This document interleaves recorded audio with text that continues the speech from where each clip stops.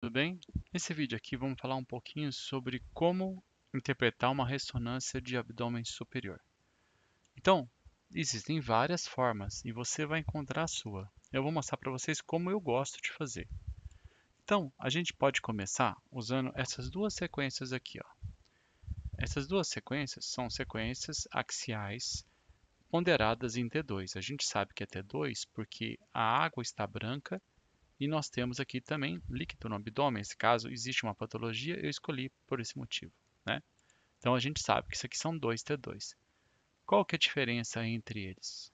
A diferença entre eles está aqui, ó, saturação de gordura e sem saturação de gordura. É a única diferença? Não. Existe uma outra diferença que um desses exames aqui tem esse aqui é um tempo de eco mais curto. Geralmente a gente faz o T2 com saturação de gordura num tempo de eco mais curto. Então, se eu tiver uma lesão focal e ela se manter brilhando nesse eco mais longo, significa que é um cisto ou um hemangioma, tá? Geralmente as metástases ou lesões mais malignas, elas tendem a desaparecer ou reduzir o sinal em T2 aqui no eco mais longo. Então, eu gosto de começar dessa forma, a gente tem uma boa visão, né? Existe uma outra forma de você começar a interpretar o exame, que é para quem está muito acostumado com tomo e tem dificuldade, né? Por exemplo, com ressonância, está começando a ver ressonância, começar fazendo 4 aberturas de sem contraste, arterial, portal e tardio. Aí o exame fica dessa forma, que vocês estão vendo aqui, ó. Fica igual uma tomo, tá vendo? Aqui nós temos o sem contraste, está aqui embaixo, acabou saindo aqui embaixo. Deixa eu botar aqui na ordem. Sem contraste, arterial, portal, tardio, ok?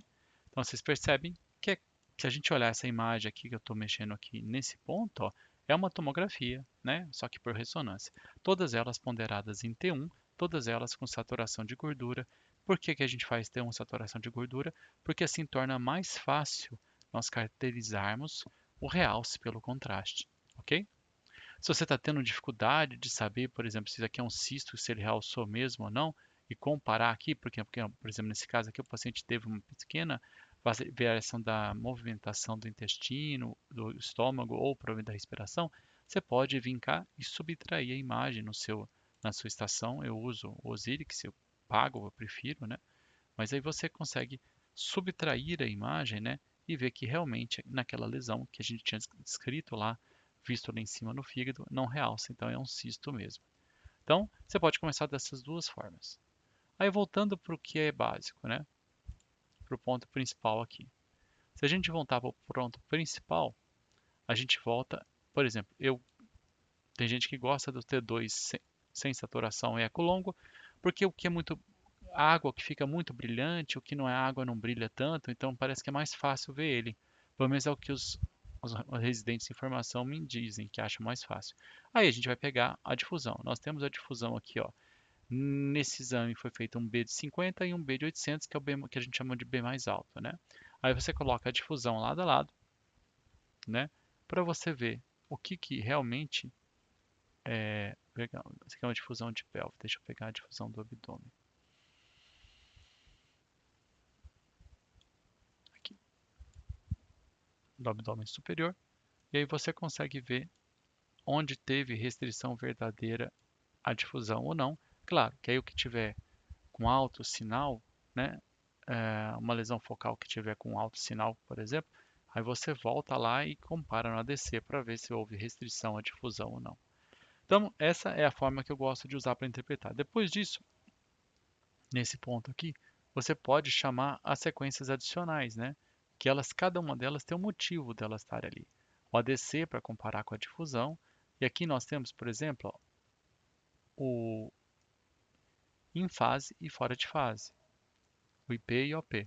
O em fase e fora de fase, ele tem várias ações secundárias. A principal ação dele é para ver se houve uma queda de sinal no parênquima hepático para poder falar de gordura, né? Se você tem esteatose ou não. Mas, por exemplo, eu adoro ele para pâncreas. Olha como o pâncreas fica definida pelo artefato de desvio químico, né?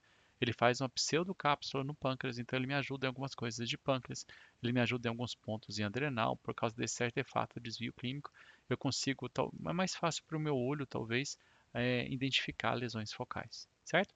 Esse é o em fase, fora de fase, e aí depois disso aqui eu vou chamar o contraste. Existe uma sequência que são as difusões de água, a saturação de água, que tem outras que não, vantagens que não são usadas, não vou falar aqui nesse momento.